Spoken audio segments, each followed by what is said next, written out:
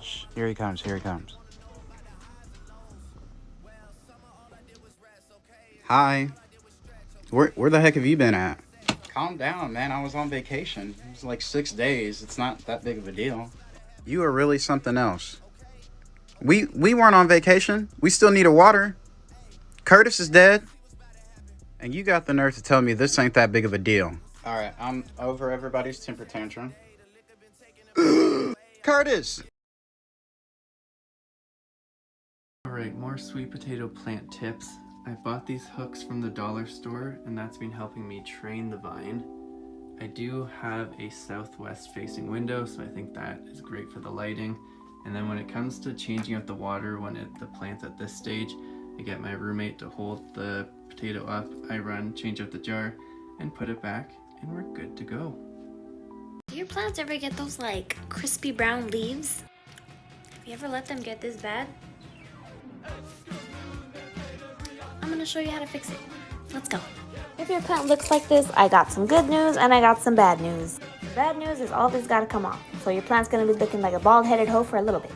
The good news is, as long as it still has a green part, it can still be saved. So we're gonna take all of this off. Now when your plant was this bad, I always want you to check the roots, just to be sure if everything's okay. If they look beige or white or tan, they're good to go. But if they look dark, squishy, and they fall off easy, just throw the plant away. Unless you follow me, because then you're already gonna know how to fix it. I decided to change the soil because it seemed like this one was drying out way too fast, and I don't like that. I added some moss to keep it more hydrated, then I added some worm poop, some soil to top it off, and last but not least,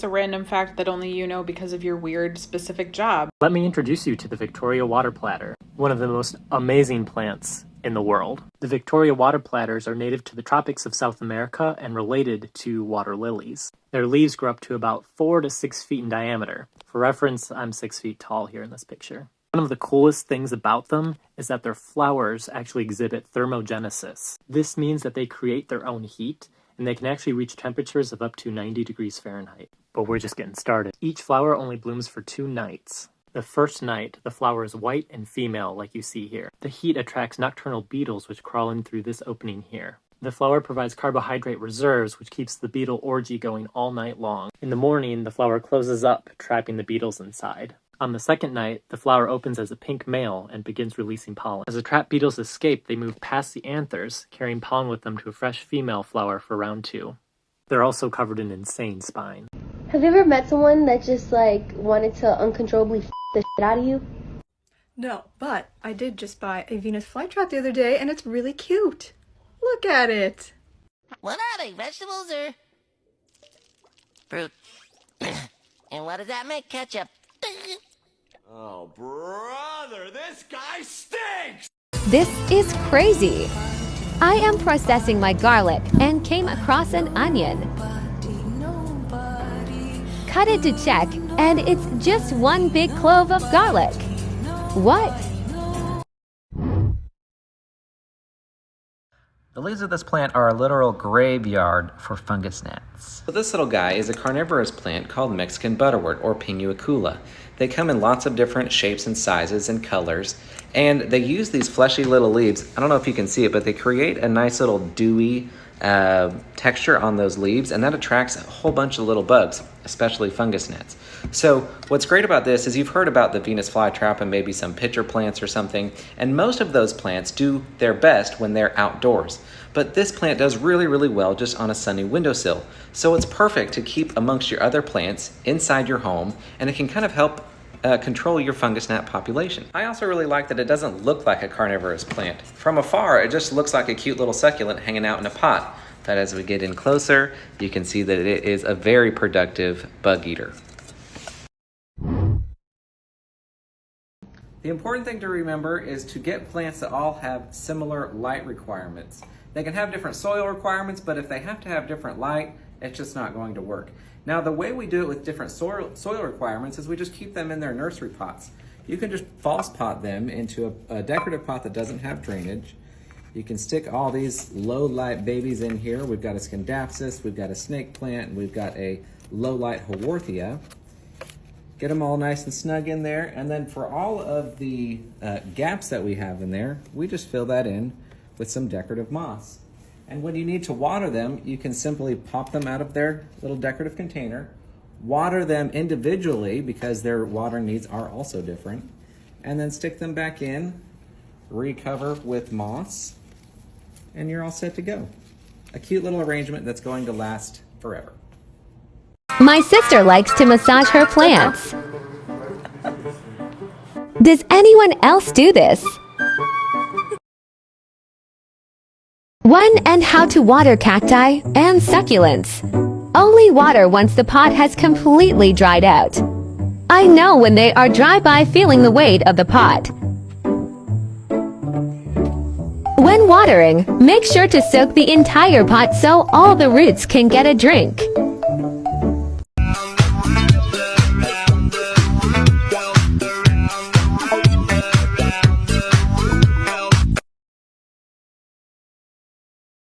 I pulled the plant out, and it turns out it's actually a seed from a Lush massage bar I bought, and it got into my drain and grew from a clump of hair. I'm gonna try and replant it. Oh my God. Everything. One of everything is wrong with your dong cactus. It's rotted from too much water, it's wrinkly from not enough water, it's burnt from too much sun, it's stretched out from not enough sun. Just root out the babies right here in dry soil and then just throw the rest away and take yourself to church.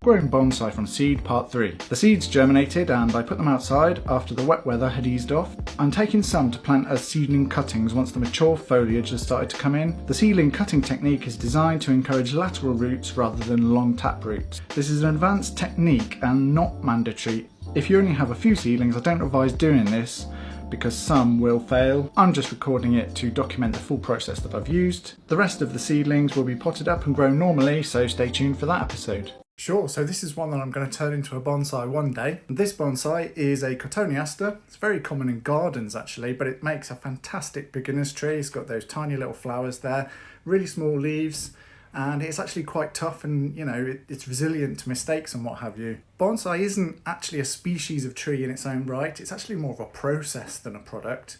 Any tree or shrub can be a bonsai as long as it's got a woody stem, and in fact, some species of succulent also make good bonsai.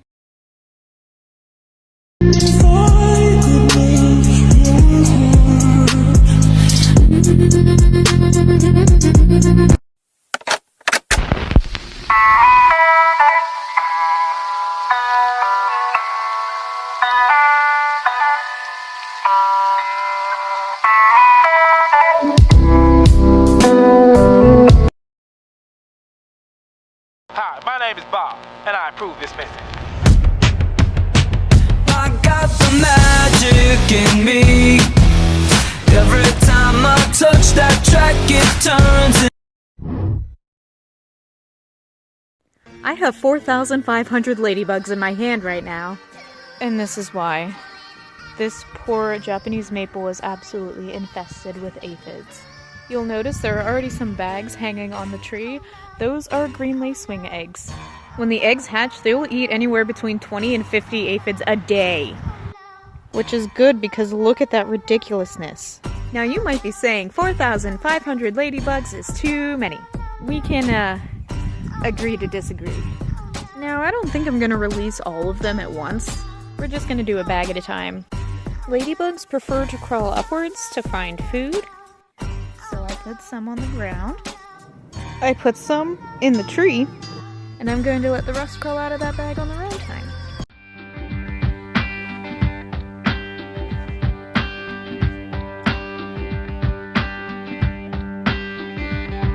I'm broke, but I'm happy. Repotting my haworthia. This thing was so difficult to get out of the nursery pot that I couldn't even do it. This is the first succulent I've had to cut out of its pot. I was expecting this to be really root bound, but that wasn't the case. It was literally just shoved completely full. This does have webs on it. Now whether it's spider mites or what, I just need to be sure to clean it thoroughly. The soil seems so compacted I couldn't even shake it out, and so I just had to rinse it in my sink. And if you notice, it looks like little rosettes. I'm sprinkling cinnamon because I know some ends got broken. I'm putting it in a terracotta pot, and that's the difference in the size pots, so they're really similar. I'm just repotting this in a way that the haworthia can sit on top, rather than being squished and suffocated like that. And in the end, it just looks so much healthier.